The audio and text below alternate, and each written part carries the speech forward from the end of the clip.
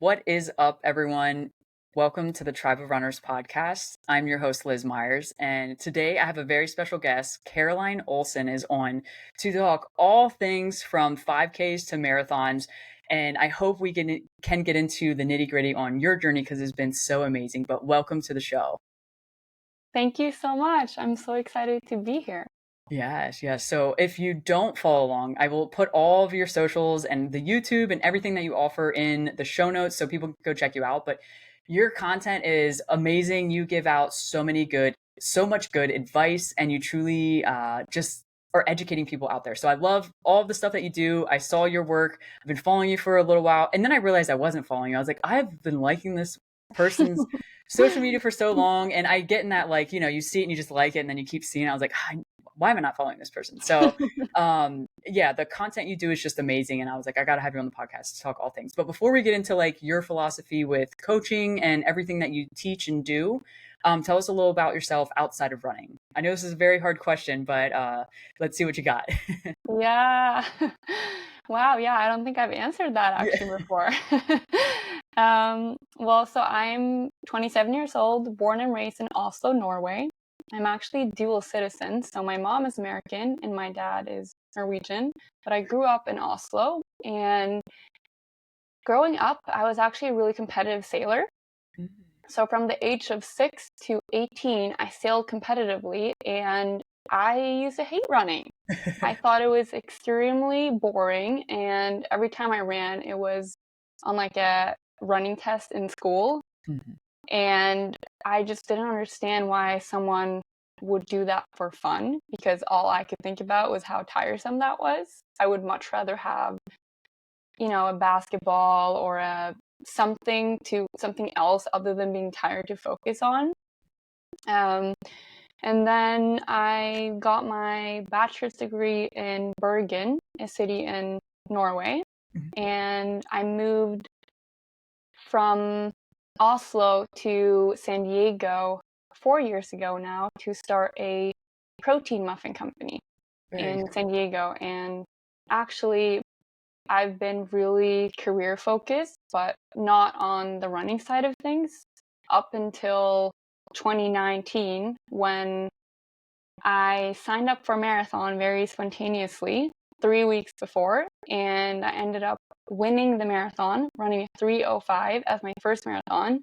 Wow. And that just, honestly, that's how things totally shifted for me, because I realized that, holy shit, I have a talent for long distance running, and I can't just live my life not pursuing the sport and seeing how good I can get. Very cool. That's awesome. And what a way to grow up, like sailing. So what was that like, sailing and training for that? Like, was it anything in comparison to like what you do now as a runner? Yeah, that's a good question. Yeah, I'd say in many ways it was similar. It's being competitive regardless of what you're doing it in, even if it is in sports, it's working with a method, right? Consistently over time towards that goal, and that having that goal be something in the future. So you're putting down all that work, and there's a bunch of obstacles, and then you don't know even if you'll reach that goal. And that's what I did when I started sailing. I really wasn't good, and I kept learning what worked for me and what didn't work, and eventually I got better. And that's the same thing that I've brought into running. Yeah, no, it makes sense. You get into something, but with running, you were really good at it, which is really cool. So you did your first marathon. What was it like? I assume you were not training for it, so you just kind of went out there and ran a marathon. Yeah. So now when I reflect back on it, it's definitely not like I didn't train, as in, I was on the couch all day and then I just ran a marathon and I did great. I was just not running specifically, or I Okay. wasn't training for marathon specifically. I was on the basketball team, I was on the ultimate frisbee team, I played badminton, I did a lot of strength training, I did like a lot of group fitness classes, and in general I was just like hyperactive. I've always had like a lot of energy and a lot of drive to do a lot of things. Unfortunately, back then I didn't realize like everything that I'm sharing on my channel is basically just all the mistakes that I've made. because Mm, I didn't like know anything about recovery. I didn't know that. I just saw, more is better. That was my mentality up until the last couple of years, I want to say. But so I was definitely not, I was really, really active, and I think I saw the volume of everything I was doing. I saw that in my performance in the marathon. mm, yeah, that's amazing. And I can completely understand. I've always been very active in doing a million things, but I was like you. I hated running. I thought running was a punishment, like we did in Mm, sports, and then randomly fell into running and, found my way pretty easily because like I was always active. Mind you, I've learned a lot, and I'm sure just like you. And then what was it like after running that marathon? You mentioned like you were all consumed. Did it go from, 0 to 100 in the sense of being running specific and changing your life mm, towards running? yeah. Yeah, I think so. If I rewind a little bit, Mhm. I started running in 2018, a year before I did that marathon. I did an exchange semester at UC Berkeley, and I didn't have my basketball team or my frisbee team or even a gym at the time. This was right before kind of school started, and I got a gym membership, and the only thing that I could really do to stay active was running. So I was like, okay, let's take a stab at this again. That wasn't because I had told myself after my last running test in high school, I was like, I'm never running ever again. Mhm. And I was like, okay, I'm just gonna go like super slow. Because I'm a very competitive person, and I think that was a problem for me with running, that Mhm. I was always trying to run as fast as possible. So no wonder I was destroyed, right, and Mhm. exhausted. So when I just went out running, and I was like, I'm gonna look at the scenery. I'm just gonna like, yeah, listen to some good songs. And looking back, I was probably still running way too fast with the knowledge I have now, but still, it was a step in the right direction. And that's when I realized that, oh, I can run so much longer when I'm running slower. Mhm. And now it's like, duh, like it's common Yeah. sense. But back then, that was like a whole epiphany.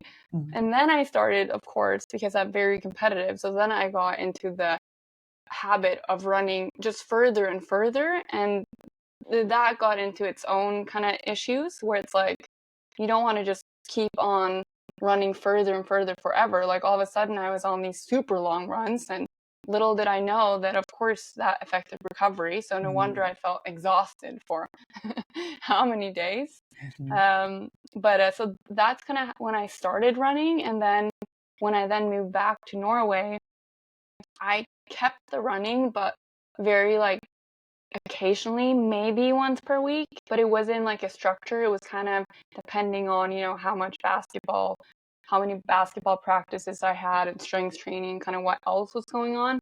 But the common denominator in my runs was that they were pretty long. So Mm. I want to say back then I didn't go on time. I did went on distance, Mhm.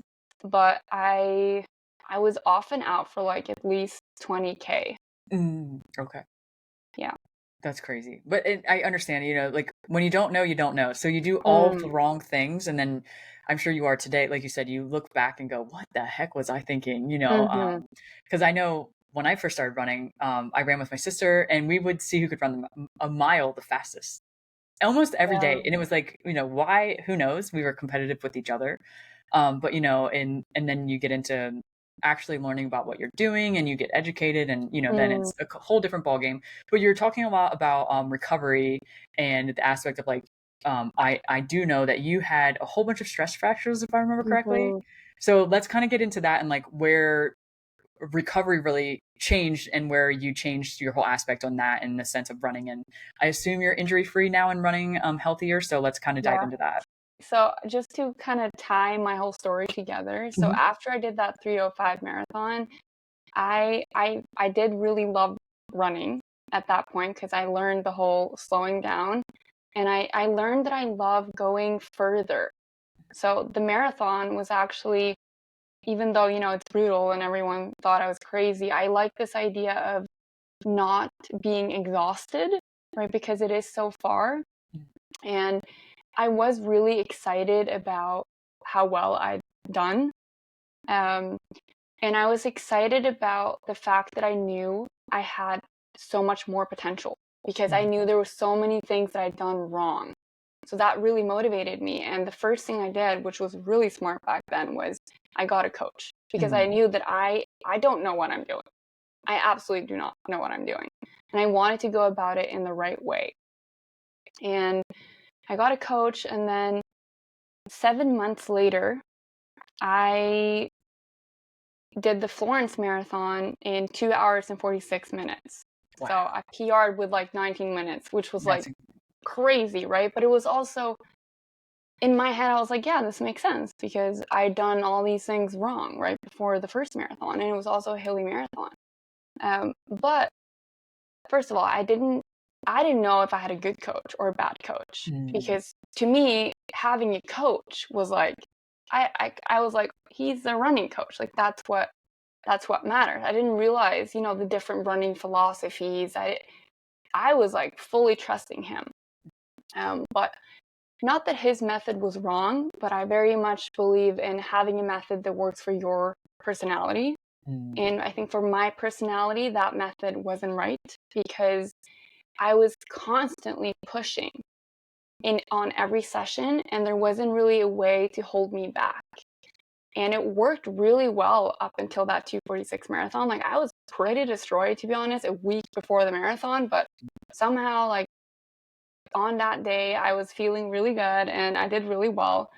But the after effect of that was that I got my first stress fracture. And first of all, I didn't take, I've made so many mistakes. So I did not take enough time off after my first marathon. I wonder if I started running, I think I started running on the Wednesday, and the marathon was on a Sunday. And so the marathon was in Florence, and I lived at the time in Oslo. And I remember I flew home that same day as I'd done the marathon, and it was like a whole traveling, walking. And back then I had this like mentality that I'm fine. Like I would always, my parents were like, oh, aren't you destroyed? And I was like, I'm fine, feeling great, no problem. And I was very ambitious with my work too. So I remember there's no way I was like not going to go to work the next day. I didn't ask for an extra day off. Even though I came home at, I want to say like 2 a.m., I was like up early, and I biked to work, because at the time I was crazy. I was trying to save money by not taking the bus, which like now I value recovery so much. But anyways, I was biking to work, and I remember thinking that like, oh, I'm being smart because I'm taking a rest day the day after the marathon. To me, that was being smart, like as if one rest day is all it takes. Anyways, then on Wednesday, I felt pretty good. But again, like my whole problem was that I didn't know what pretty good actually feels like. I definitely probably did not feel really good, right? But I felt better than probably Monday. So I went for a run on that Wednesday, and then I went on a run, I don't know, like Friday, Saturday. Like I got back to it super quickly, and then I got back to just doing more. Like there was this constant need to do more and more and more and more, and I just thought that was a good quality. I thought that the fact that I have this drive to be better, I thought that was what was going to help me reach my Olympic goal. And even when I had my first stress fracture, I thought, okay, setbacks is a part of the process. Pretty much every competitive runner, right, has injuries. So I wasn't too upset about it. I was like, okay, I'm going to learn. There's so much more I can learn. And I really got serious about my nutrition. I thought, because I heard a lot that stress fractures were related to nutrition. So I spent a lot of time educating myself on nutrition, because I knew that that's where I wasn't the best. In fact, I got so good at understanding nutrition that's how I even started my protein muffin company, because I was like, oh my God, there's all this information and we're not taught this in school. And I really want to help educate people on nutrition, and I want to create products that implement all this education. But this quality of pushing and wanting to do more, that didn't change. I didn't understand at the time that that was a problem. Mm-hmm. So when I got back into running, I kept on, adding more volume and more intensity. And when I was not even at the same volume as I was pre-first injury, I got injured again. I got my second stress fracture. And that's when I was like, ugh, another one? That was frustrating. And honestly, it took me 6 stress fractures until I was like this. And it's when it comes to nutrition, I feel like I learned a lot because, again, I kept hearing that stress fractures in a female athlete is related to low energy availability. So I was like, I got almost like stressed about being in a deficit. I was like constantly eating because I was like, okay, this is why I'm getting injured. But in my experience, not to say that this is always the experience, but in my experience, the nutrition wasn't the problem. Mm-hmm. It was my intensity and how fast I pushed the progress. Yeah. And I'm sure you, not only through experience, but also being a coach, like everyone is so different, but at the same time, there usually is a few of, say a handful of things that are the reason of cause of stress fracture, whether that be the intensity, nutrition, even just stress on a normal person, poor sleep. There's so many things, and I hate to say it, it could be a couple of those things that tie in together that cause stress fractures, but what a crazy journey to go through. So once you realize like, hey, nutrition is not the issue, it's, maybe it's my intensity, how did that kind of transition and get to be where you are, where you have the knowledge you do with how to overcome your injuries?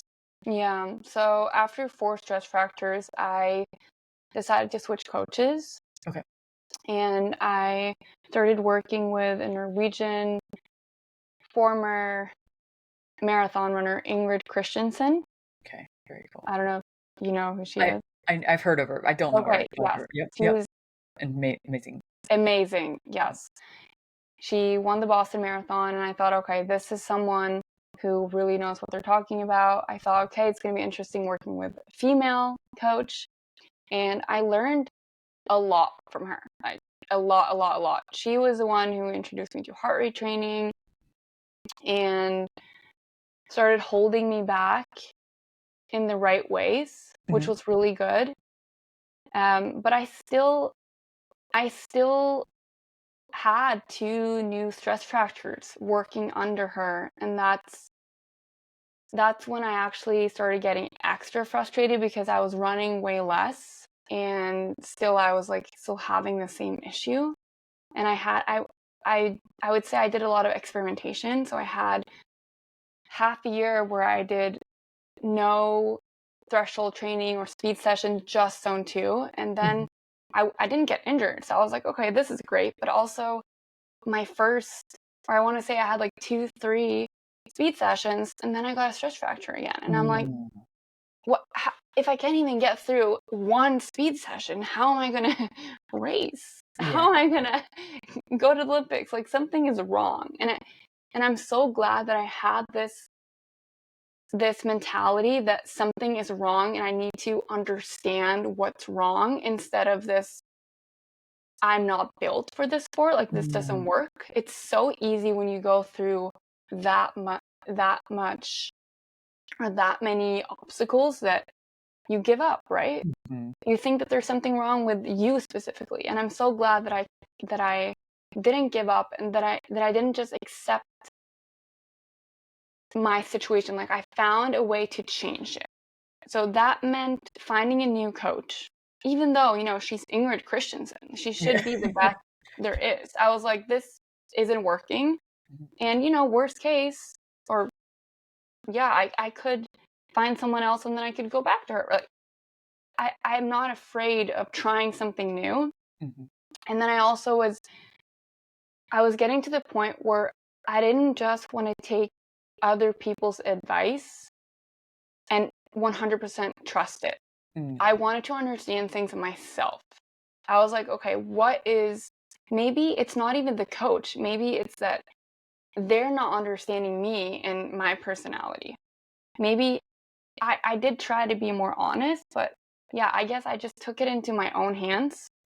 And that's when I started, reading all the different books. I started listening to all the different podcasts, like deep diving into what the elites are doing. And what was really difficult was finding people who were in my situation, who had gone from zero running to an elite level.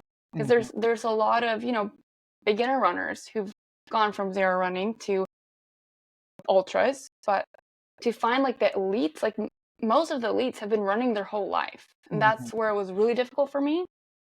And then I decided to have a very long-term process. So not I knew that the whole rushing it didn't work, right? Like I was just constantly getting injured. So I was like, okay, I'm going to do a lot of experimentation, and then I'm going to read up on the science. And that's really what I started doing, and that's when I started understanding so much more. It was like an epiphany, like no wonder I'm getting injured. And when I understood it, I could change things. And then I found the right coach for my personality and a method that was like saving me and my personality. And that's really what I'm now super passionate about, what all of my content on Instagram, on YouTube, TikTok is about, and also what I coach. Very cool. And what an amazing story. Because like you mentioned, so many people encounter, and I've literally heard this from athletes, I don't know if you have as well, where they will be like, maybe I'm just not meant to be a runner. I'm like, no. Like everyone is meant to run. I'm a firm believer in it. Even, people that even older people that like don't typically run, if they could do it, Yeah. if we could get them to, but it's just finding out what works best for you, because everybody is so different. And like you mentioned, I love how you use personality. Like everyone's personality is so different, and how you handle running is way different than how I handle running, and A, B, C, and D handle running. Everyone's so different, and it's so amazing that you didn't give up. So huge kudos to you on that aspect, because a lot of people have a hard time with that. And then so you start diving into like finding all this knowledge. You get your coach, and where did your philosophy change and kind of like go through your coaching philosophy and all I know this is probably like a conversation that you could go on for days about. Yeah. But give us all the nitty gritty. Let's hear it. Yeah. Okay. So I'd already found heart rate training, but I was using heart rate training with how I felt, and I was training on zones. Okay. And for me, training in a zone, first of all, I didn't actually back then understand zone 2. Like there's so many different zone systems. I'm sure you get all these questions as well, right? Where people are confused about what's zone 2, what's zone 1, what's threshold. It's all confusing. And unfortunately, what makes it extra confusing is that there are several zone systems. So it's not even that people are giving out wrong information. It's that there is a lot of different information. Yes. And with my personality of wanting to do, I'm not even going to say it's that I wanted to do more for the sake of doing more. I wanted to be the best. I want to go to the Olympics. That's my dream. So zone 2, I think I was using Garmin zone 2. And that what I use now for zone 2, like that was in zone 2. That was zone 3. Yes. So and then in the back of my mind, I was always pushing a little bit harder. I was thinking harder equals better. Even at threshold, what like heart rate threshold zone I was aiming for, I was like pushing that limit. And then also, this is a very common mistake when you've had injuries, that you look at your paces and you want to be where you were, and you're pushing to get back to where you were, thinking that is going to lead to better results. Like it goes back to this very common mistake of thinking running faster equals faster race times, and running more equals faster race times, which it's not that it can equal faster race times if you're recovering, like if you're absorbing the training, then yes. But the problem is that when you're constantly doing that, you're just burning the candle, right? Like you're just, yeah, you're not improving. You're not actually getting the benefits from your hard work. And so for me, what really worked was I got a coach where he started giving me heart rate targets, like a max target. So beyond zones, I would get like 140 max heart rate.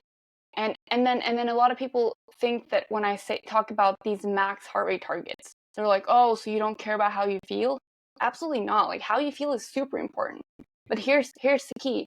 How you feel, you can always go slower than that max. And that, for me, first of all, when I started with that new coach, he had me running at 120 heart rate.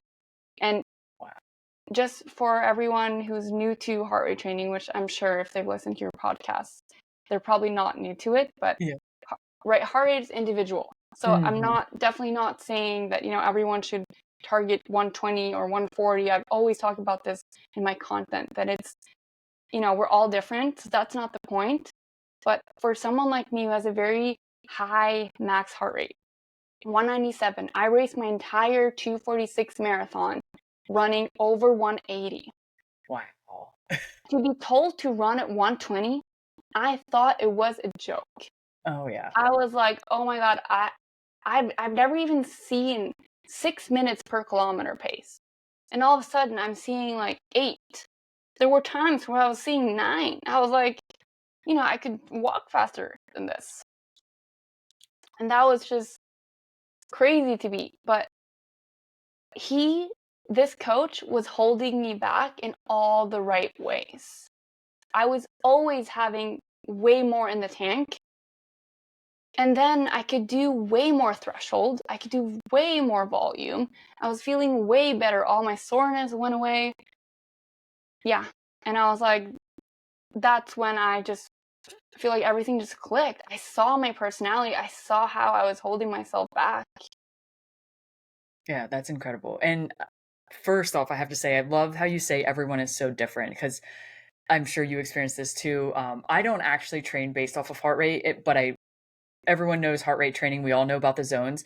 But I love how you say, like, there's literally so many different training methods, whether it be like what zone is actually zone 2, and there's multiple different zones within that, or heart rates within that zone, and everyone teaches so differently too. But that doesn't make what you do or what I do or what that person does incorrect. You know what I mean? It's just actually using the knowledge that we have and training differently. Obviously, I'm training ultras, so that's a whole different ballgame. But with marathon training and like what you do, and I love that it's not so much like it has to be, X heart rate is the heart rate you need to hold. I'm assuming what you're saying is like everyone can kind of be a little different, so you got to kind of play by what their base level is and then adjust accordingly. Yes. And then it definitely depends on how much volume you're doing and just like your overall level, right? Yeah. So someone who's running once per week, they have a whole week to recover from that session, versus me who's running 85 miles per week. And, I'm a marathon runner. I'm focusing a lot on threshold training, right? It's a completely different way. But so the heart rate is, first of all, specific to each person, but it's also very dependent on your level and your total volume. That's awesome. And then when you got your new coach and started this new philosophy and like with training and getting it all dialed in and like everything clicking, and then I assume you started coaching and then you kind of dived in. So explain that journey of getting the coach, everything kind of clicking, and then falling in love with what you're doing. Yeah. So I got my MBA in the US and I started my protein muffin company, and I definitely did not think that I was going to be a running coach. Not high on my list of, what I was expecting of my life. I think I had this urge to share what I was going through and to help people in my situation, and that's really how my social media started as well. I wish I'd had someone like me tell me everything that I have learned, and I want to be that person for those who are seeking that advice.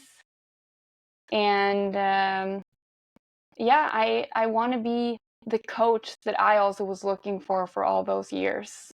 I think that's what it's boiled down to. I started coaching my friends, and I realized, wow, they're making the same mistakes that I'm making.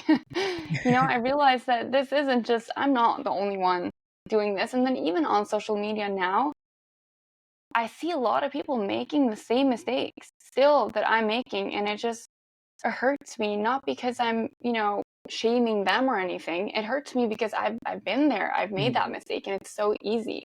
And I just, at the end of the day, that's how I've gotten into coaching. That's how I've gotten to where I am with my social media. I want to help. I want to share what I've learned.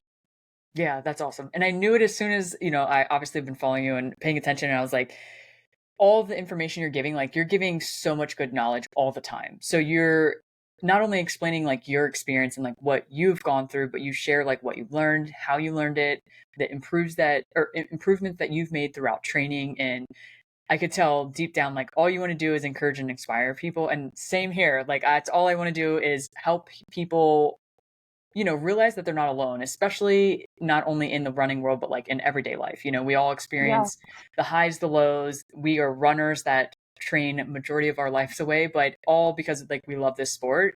Yeah. And, someone else has experienced very similar situations, whether it be injury or trying to figure out training. And then, knowing that there's other people out there that have either been through the same thing or it can help you guide you towards a better direction. It's just amazing. And it's what I love about the running community and why I have the podcast, obviously. So I love your story and how you got into it, but now let's get into like what is next for you. So you've mentioned it a few times, and I know obviously from social media, but you are training to do what now? Yeah. So I have a very long-term goal of the Olympics. Very cool. I'm trying to, because everyone's always asking me, what's your next race? Yeah. It's like the question I've gotten ever since I started, yeah, training for marathons. Yep. And I'm trying to really focus on the Olympics in 2028 and in Awesome. 2032. So what that means is being able to like I'm focused on my training.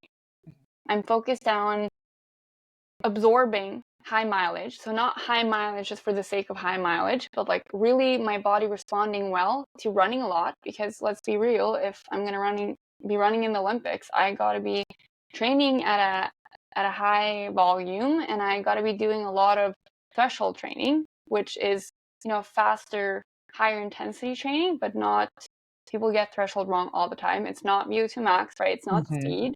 Yep. It's surprisingly slow compared to what most people think. Hmm. But essentially, it's what I want to race my marathon at. So it's obviously very important for me to be able to handle a lot of volume at threshold. Hmm. So I want to be, I want to, I want to just be really learning my body, learning where that limit of overdoing it and underdoing it lies. I want to, yeah, I want to just recover super well and just keep on building on that week after week. And I've made mistakes. I've still had injuries. Luckily, my injuries now have not been a stress fracture, which has been a huge win, just having what I would call normal injuries. Hmm. Because after so many stress fractures, I was like, every time something hurt, I was like, oh my God, I'm going to have another stress fracture. So dealing with that mental aspect of things.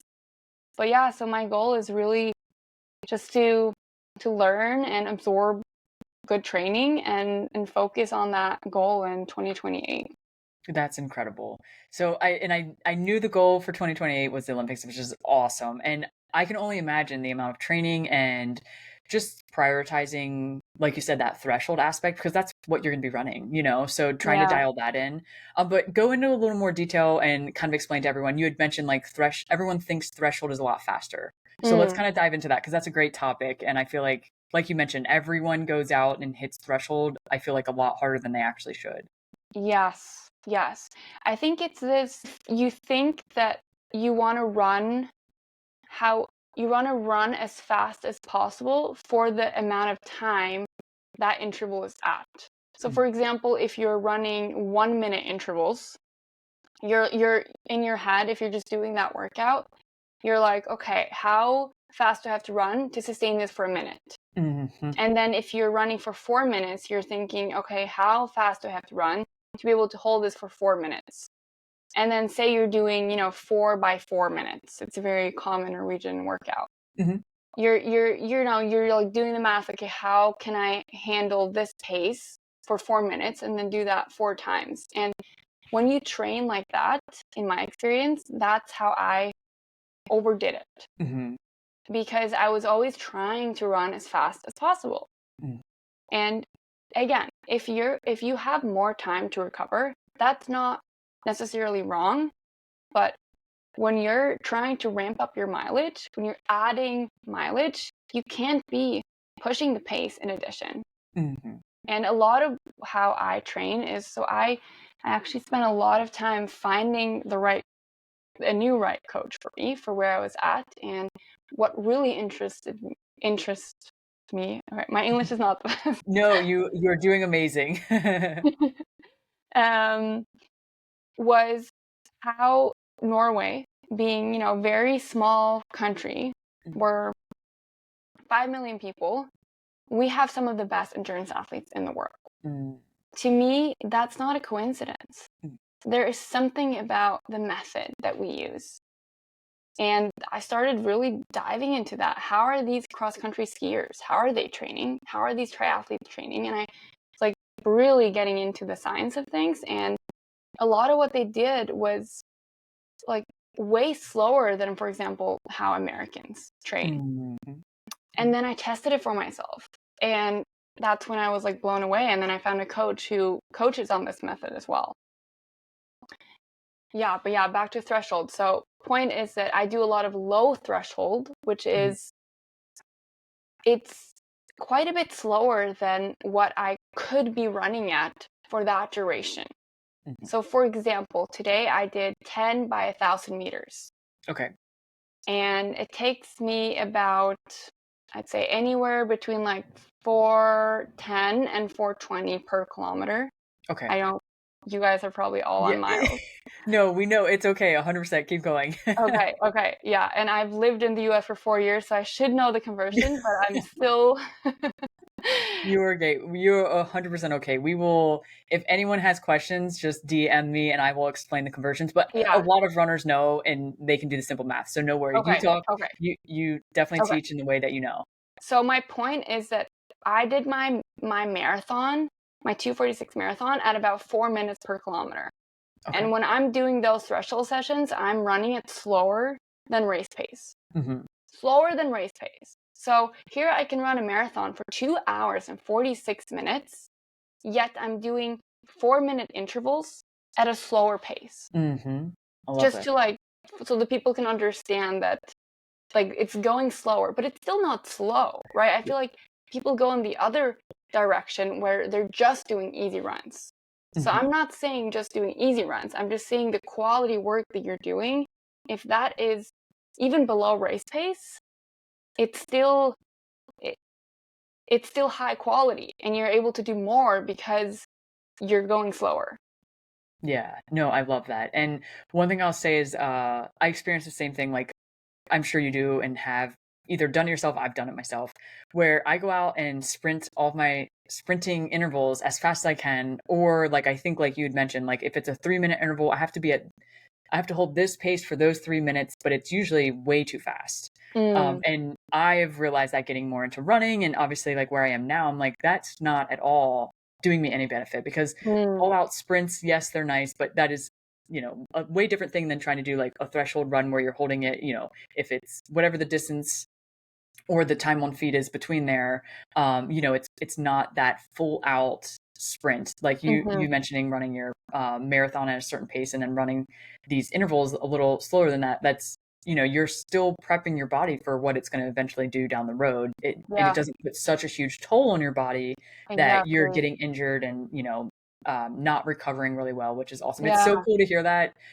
And it's wild to think that like it comes more or less from where you are too, because you're right. Here in the US, I hear so many people when they talk about how they do their sprinting and how they train people off of it. It's not at all how I coach either. So I'm like, oh, that's very different to think about. But it's super cool to hear, and that's an amazing way to that you've learned through your, I hate to say this, your mistakes, and then now implementing to other people, which is amazing. Yeah. And I want to explain why. So my content is all about explaining because I believe that when people understand things, it's so much easier to actually follow through on it, Oh right? yeah. Like you can Yep. you can hear so many times slow down and you're like, yeah, I know I should slow down, but you don't do it. Because Hmm. why would you do it if you don't actually understand how it's helping you? So the idea about going slower on, for example, your quality session is that your recovery is faster. And what happens when your recovery is faster is that you can go out there, do another quality session more frequently. And Mm. that's at the end of the day, like that's doing another quality session with less time in between. Like that's how you're getting faster. It's not that you're getting faster just by slowing down. Hmm. It's, yeah.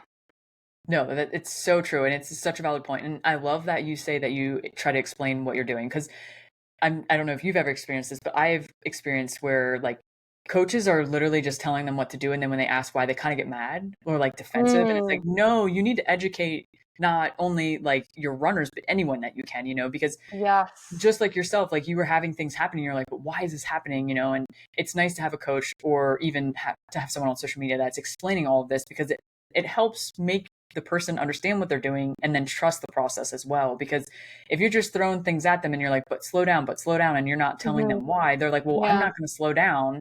And so Hmm. it's just this controversy back and forth, but it's amazing. Yeah. I love that you do that and you explain why you're doing things. I'm sure it's Yeah. very, very helpful for all runners. I love it when my athletes are asking me all the questions. And I love to, it's so easy that, people feel like they're so alone, that they're the only ones feeling a certain feeling, but we've all probably felt that same feeling. I have, especially with slower runners, they think that, oh, it's because they're slower that they're feeling those things. But funny enough, I experience the same thing. It's even, I'm sure you experience this too with your coaching, that it's the same stuff regardless of level. Yes. Yep. Yes, people. I'm fascinated when people click my video for run a sub 2:46 marathon or whatever, or sub 3, or whether it's sub 20-minute 5K. They're so inspired by these numbers, but in reality, it's the same stuff going on if you're trying to go from a 4:30 marathon to a 4:15 marathon, or if Yep. you're trying to go from a 3-hour marathon to a 2:30 marathon. Like obviously relative to the person and your starting point, but Mhm. it's the same stuff that's going on. Oh yeah. And I feel like as myself has felt this way, like we all have that situation where we're like, no one probably feels this way. I'm so slow. And in reality, like there are so many different people on so many different levels, and we're Mm, all experiencing the same thing. No matter if it's, you're running like a fast marathon, or you're running a yeah. really fast 5K, or you're someone that's trying to just complete an ultra, like there's so many different aspects in running. And Hmm. at the same day, a marathon runner compared to like a 100-mile runner, they're more or less experiencing the same thing. Maybe not so much as in like speed wise, but recovery, because training is the same way. When you're training for an ultra, like you have to be careful with the load of things, because if you have too much volume, and then also into any type of intensity, it just leads to injury. So trying to Hmm. weigh out all of that, same thing. And it's an amazing thing to hear, especially coming from someone that's fast. Like, everyone is not alone. I will say right now, I'm not fast. I'm really consistent. That's why I like ultras. But it's nice to hear someone that is at such a high level, and in a marathon doing, 2:45 is amazing. I hats off, amazing job.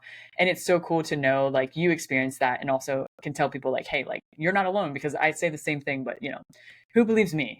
So it's nice that everyone else is out there saying the same thing. That's great. Yeah, and I'm comparing to those who are in the Olympics, Hmm. right? So there's pretty much always going to be people who are better than you. Oh yeah. So right, you're going to end up having that feeling your whole life. Oh my gosh, yeah. And it's crazy. I read a lot, I listen to a lot, and like, one of the biggest things I've always tell myself when I do the stuff that I do, I don't know if you feel the same way, but like, I know quite a bit. And there's people that don't know as much behind me, and there's people that know way more in front of me. So I'm going to Mm, teach as many people as I can that are behind me, and then follow the people that are in front of me, because I want to be better, but I also yeah, want to help anyone that's behind me or in like the same level. So, that's life, and that's not only in running, that's in, everyday life. But it's just amazing, and I love all the content you do. It's truly, truly so helpful and so insightful, and you're just amazing at what you're doing. And I love that you're going out there chasing after a Olympic, and I think you're going to do amazing. So one question, I have a few questions before we go, but one of them, do you still do anything with the muffin business? yeah. Oh, good question.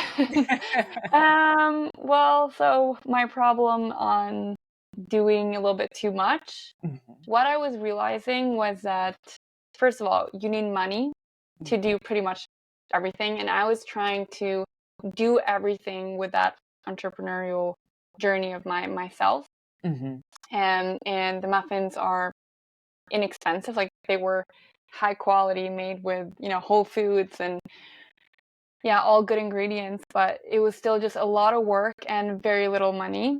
Mhm. So I decided that I need to prioritize my goals.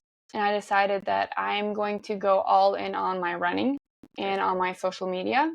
And then, not that I'm not going to make the protein muffin company work, but I'm going to make it work at a later point in my life. I think that Very that's cool. one of the things that I've learned about myself, is that I have such a high drive. I want to do it all, and it's holding myself back. Just like with my running, it's holding myself back in other areas of my life too.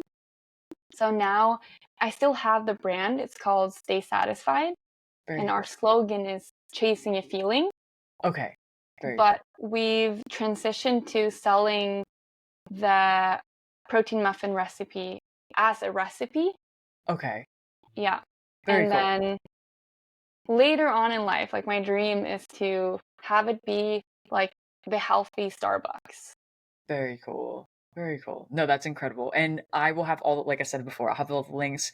That way people can reach out to you and go check out everything that you offer, not only with coaching, but with the muffins and the recipes, and definitely all the content you post, because it's good stuff and I don't want people to miss out. But one question I like to ask all everyone I have on the podcast is, it is called the Tribe of Runners. One thing I love about the aspect of running is the tribe and the community within. I feel like everyone has a place, and we all have this like weird connection where, we barely even know each other, and you're on the podcast and you're amazing, and we chat away, and it's just like this amazing thing. But with that all being said, what does the word tribe mean to you within the running world? Wow. I think it means community, Mhm. being together with people who think like you. Yeah. Very cool. I love it. No, it's everyone everyone struggles with this, because they're like, oh, it's just, I don't know. It's just a group of people that literally like encourage and inspire everyone. And I swear that's the whole thing of it. And everyone that I've met is very much on that same path. And I haven't met a runner that I didn't like, that I was like, yeah, you shouldn't be a part of this. Everyone's super cool. Everyone's, always out there trying to help each other and encourage everyone. So again, thank you so much for being on the podcast. Thank you for sharing all of your amazing information. We'll have all the links in the bottom so people can check you out. And thank you again for being on the podcast. Thank you so much for having me. This has been so much fun. Yes.